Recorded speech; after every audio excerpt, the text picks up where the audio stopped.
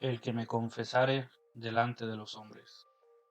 Mateo 12:8. Os digo que todo aquel que me confesare delante de los hombres, también el Hijo del Hombre le confesará delante de los ángeles de Dios. Mas el que me negare delante de los hombres, será negado delante de los ángeles de Dios. A todo aquel que dijere alguna palabra contra el Hijo del Hombre, le será perdonado. Pero al que hable en contra y blasfemare del Espíritu Santo, no le será perdonado. Cuando os trajeren a las sinagogas y ante los magistrados y a las autoridades, no os preocupéis por cómo o qué habréis de responder o qué habréis de decir, porque el Espíritu Santo os enseñará en la misma hora lo que debáis decir. Para todo aquel que se hace llamar cristiano, para todo aquel que evidentemente ama a su Señor, es obvio que no va a negar a su Señor eh, voluntariamente, aunque sabemos que hay varias maneras de negar al Señor. Alguna de ellas, como Pedro, es negándolo con la boca. Aunque recordamos a Pedro que al principio juró a Cristo o prometió a Cristo que jamás lo negaría, que iría con él a la muerte. Recordamos cómo miserablemente lo negó 3 veces seguidas, hasta maldijo y blasfemó para hacer pensar que no lo conocía. Pero eventualmente se arrepintió, lloró, pidió perdón y fue restaurado por el Señor Jesucristo. Pero también podemos hablar a su favor, que él fue uno de los que solamente se quedó con Jesús hasta el final. ¿Dónde estaban los otros 10? ¿Dónde estaban los demás discípulos? Mas Pedro lo siguió hasta su juicio, en el templo de Caifás y Anás. Pero también hay otra forma de negarlo, que es con los hechos, como nos dice la Escritura. Profesan conocer a Dios, pero con los hechos lo niegan, siendo rebeldes y extraviados, réprobos en cuanto a la fe y en cuanto a toda buena obra. Entonces vemos que no solamente con la boca, sino que se puede confesar o profesar con la boca, con la religión, pero negar con el comportamiento. Entonces, para no negar a Cristo, debemos ser fiel en el confesarlo con la boca, pero también con nuestra vida. Dar testimonio de una vida transformada, dar testimonio de que tenemos amor por los demás, misericordia por los demás, que tenemos fe y no solo una religión vana, fría y de domingo. ¿Cuál es la recompensa de no negar a Cristo y serle fiel hasta la muerte? Pues aquí dice que también Él nos confesará delante de los ángeles de Dios, y en otra versión, en otro evangelio dice que nos confesará delante de su Padre y delante de sus ángeles. Es decir, Él será nuestro abogado, nuestro defensor, y quien abogue por nosotros en el día del juicio, en el día del tribunal de Dios. Pero algunos se preguntarán, ¿entonces la salvación viene por confesar con la boca a Cristo? Pues sí y no. Como ya lo dijimos, hay personas que confiesan a Dios, pero no tienen fe verdadera en Él. No creen de verdad ni producen fruto. Recordemos las 4 tierras de la parábola del sembrador. De las 4, 3 escucharon el mensaje y quizá lo entendieron un poco y se gozaron un poco, pero realmente solo una creyó de todo corazón y dio fruto. Así que podemos decir que la salvación no es por confesar a Cristo, sino por recibirlo de verdad por medio de la fe, como dice Efesios 1, Efesios 1 y 2, porque por gracia sois salvos por medio de la fe. Y esto no de vosotros, pues es un don de Dios, y no por obras para que nadie se gloríe. Pero también podemos decir que si de verdad hemos creído en Cristo con todo nuestro corazón, evidentemente vamos a dar frutos. Frutos de justicia, frutos de amor, pero también frutos de labios que confiesen su nombre. Y aunque venga persecución, y aunque venga tribulación, el Espíritu Santo nos ayudará a seguir santificándonos, a seguir siendo fieles hasta la muerte. Pero en algún pasaje del libro de, del Nuevo Testamento dice, si nosotros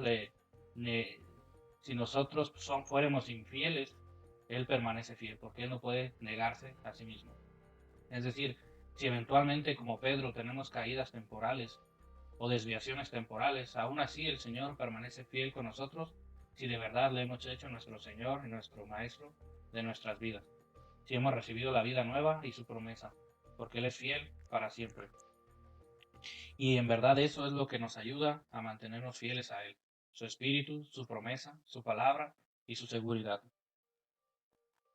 A todo aquel que dijere alguna palabra contra el Hijo del Hombre le será perdonado, pero el que hable en contra del Espíritu Santo no le será perdonado. Esta es la que conocemos como blasfemia contra el Espíritu Santo, pero este no es cualquier pecado. Vemos que el contexto es cuando Jesús sanó a un endemoniado que producía sordera, ceguera y mudez en el poseído. Y con el poder del Espíritu Santo, en frente de los fariseos y de todo el público, expulsó a este demonio, y el muchacho entonces habló y fue sanado. Pero ellos dijeron, por desacreditar a Jesús y que no se viera en peligro su religión, dijeron: este hace estas obras por el diablo, por Belcebú, el príncipe de los demonios. Ese fue su pecado, no tanto las palabras que dijeron, sino la manera de rechazar el testimonio del Espíritu Santo, porque recordemos que el Espíritu Santo no se vino a glorificar a sí mismo, como dice Cristo, sino a dar testimonio de mí, como dice Cristo. Es decir, el ministerio del Espíritu Santo en el mundo es iluminar las Escrituras y el entendimiento y producir arrepentimiento, guiarnos al arrepentimiento para aceptar al Hijo de Dios como nuestro Dios y Salvador. Pero una vez que se rechaza este testimonio, después de recibir una revelación tan grande incluso del mismo Hijo de Dios, pues ya no queda más sacrificio por los pecados, sino una horrenda expectación de juicio y de hervor de fuego que ha de devorar a los adversarios. No consiste, como dicen algunos, en tener un mal pensamiento acerca de Dios, o quizás algún día de tan enojado decir alguna blasfemia contra Dios, porque en el mismo versículo dice: a todo aquel que dijera alguna palabra contra el Hijo del Hombre le será perdonado. Entonces no es cualquier tipo de blasfemia, sino, como dije, el tener, como dice Hebreos 6 y Hebreos 10, una iluminación completa de la persona de Cristo, pues al Espíritu Santo no lo podemos ver, una revelación de verdad de las Escrituras, un probar de los milagros y el poder de Dios, y una guianza al arrepentimiento que al final termina por ser rechazada. Como dice Hebreos, la sangre de Dios en vez de ser bebida es pisoteada, pues ya no hay más oportunidad y es imposible, dice Hebreos, que este hombre sea otra vez renovado para arrepentimiento, pues ha quemado todas las oportunidades que se le dieron.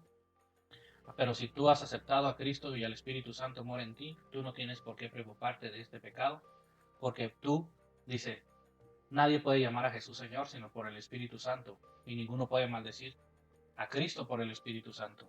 Entonces, el que no es contra mí, dice Jesús, está en contra de mí. Solo podemos estar en un bando, y si hemos creído en verdad, estamos del lado de Jesucristo.